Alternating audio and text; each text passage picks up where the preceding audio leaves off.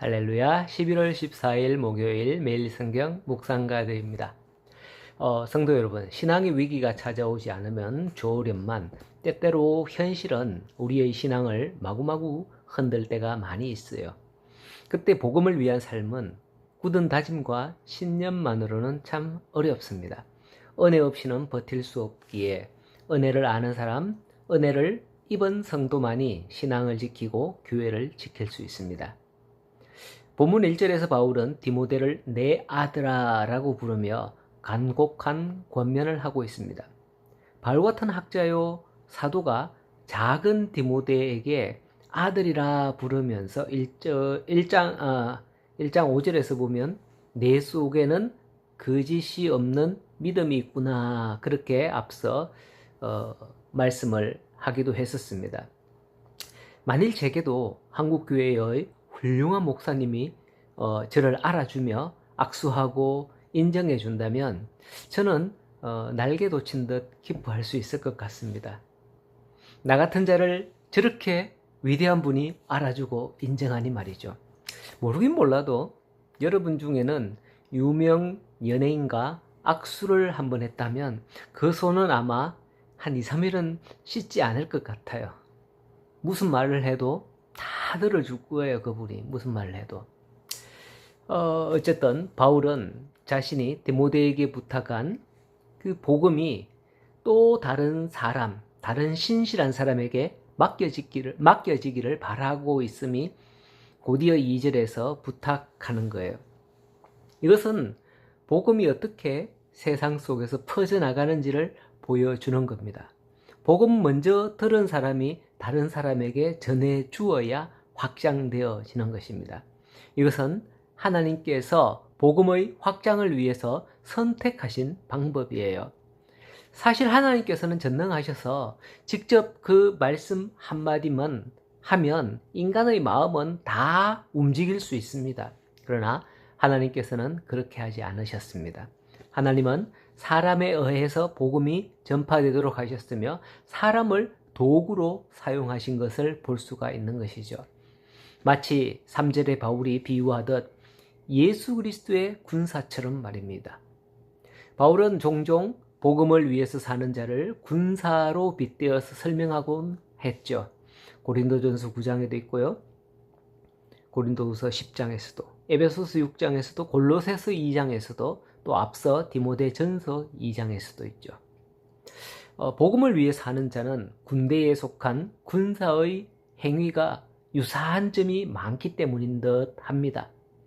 이 외에도 바울은 본문에서 운동선수와 농부에 빗대어서 복음을 전하는 자를 비유하고 있는 거예요. 군사는 한마디로 각오와 결단인 겁니다. 운동선수는 승리의 관을 쓰기 위해서 법도를 따르며 법칙을 따르며 그렇게 운동을 하고요.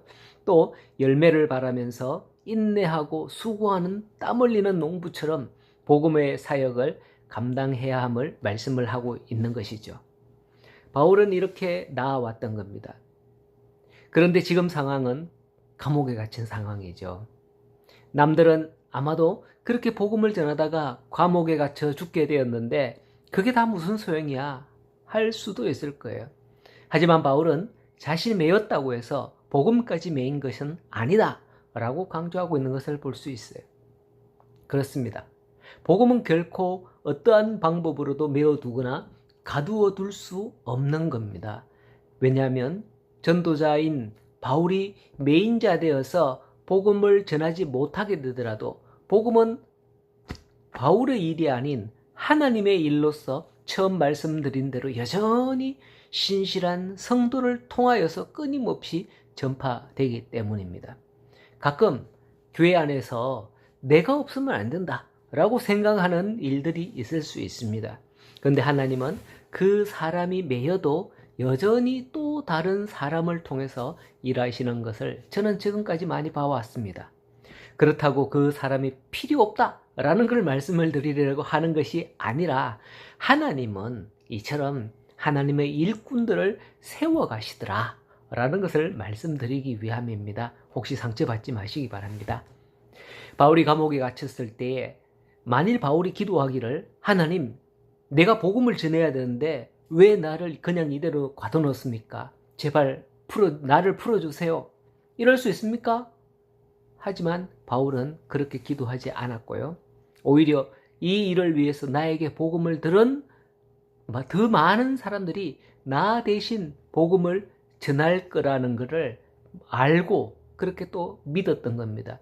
그 결과 바울은 자신의 심정을 어떻게 고백합니까? 11절 이하에서 보면 미쁘다라고 하죠. 미쁘다 이 말이요. 우리가 주와 함께 죽었으면 또한 함께 살 것이요. 참으면 또한 왕노릇 할 것이라 하면서 하나님께 영광을 돌리고 있음을 봅니다. 미쁘다라는 뜻이 무슨 뜻일까요? 미쁘다 이 말은요.